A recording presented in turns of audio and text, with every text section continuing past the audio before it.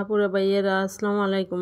আশা করি আল্লাহর অশেষ রহমতে ভালো আছেন। আমি আপনাদের বোন, আপনাদের দোয়া ভালোবাসা ভালো আছি। তো আমি এখানে হোমমেড বার্গার তৈরি করছি, এটা আপনাদের সাথে শেয়ার করতেছি।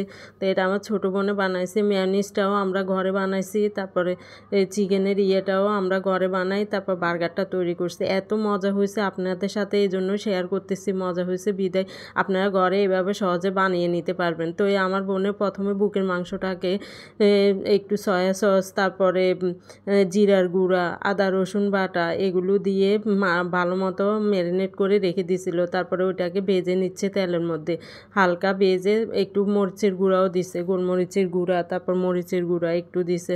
তো এটাকে এখন ভেজে নিচ্ছে। ভেজে নিয়ে তারপরে একেবারে বানানো সহজ। ঘরে যদি আপনারা মেয়োনিজ থাকে, তো মেয়োনিজটাও আমরা ঘরে তৈরি করছি। তো এখন এই শসা নিয়ে তারপরে মেয়োনিজ দিয়ে এটাকে বানিয়ে নিচ্ছে।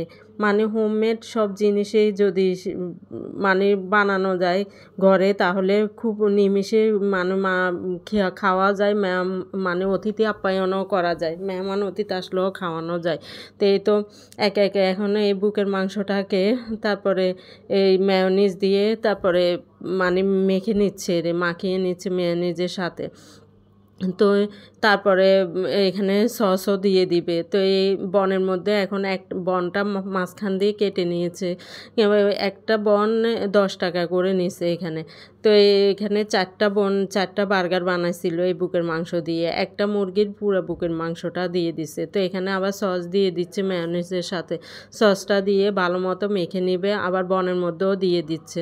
দিয়ে তারপরে এটাকে চামিচ দিয়ে ভালো মতো মানে বনের উপরে ছড়িয়ে দিবে, পুরো বনে যেন ঠিক মতো লাগে মেয়োনিজ আর সসটা। তারপরে আবার এই তো দেখেন চামিচ দিয়ে কিভাবে এটাকে মানে খুব সহজ হোমমেড অনেক জিনিসে করে এগুলো তৈরি করে রেখে দিলে হঠাৎ মেহমান আসলেও খাওয়া যায়, আবার হঠাৎ নিজেরা মনে চাইলে খেতে পারে। মানে সবসময় যদি ঘরে এগুলো হোমমেড ফ্রিজে তৈরি করে রাখা যায়। তো এই তো এটা আপনারা মেয়োনিজ থাকলে ডিম দিয়েও তৈরি করা যায়, ডিমের থেকেও বুকের মাংস দিয়ে করলে বেশি ভাল লাগে। তো এই তো এখানে এখন বনের উপরে ওই মাখানো ইয়েটা দিয়ে দিচ্ছে, বুকের মাংসটা। এটা দিয়ে এখানে আপনারা টমাটো তারপরে গাজরও ইউজ করতে পারেন। আমার ছেলেমেয়েরা টমাটো গাজরও তো এরকম খেতে চায় না, তো এখানে আমি শসাটা শুধু ইউজ করছি।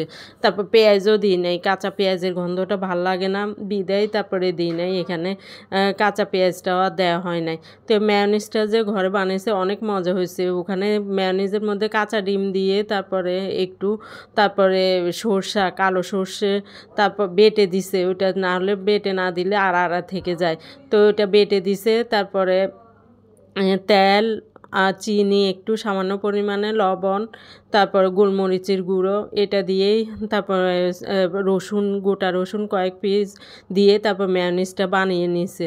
তো এই ব্লেন্ডারের মাধ্যমে বানিয়ে নিচ্ছে মেয়োনিজটা। তো মেয়োনিজটাও কয়েকদিন রেখে তারপর আপনারা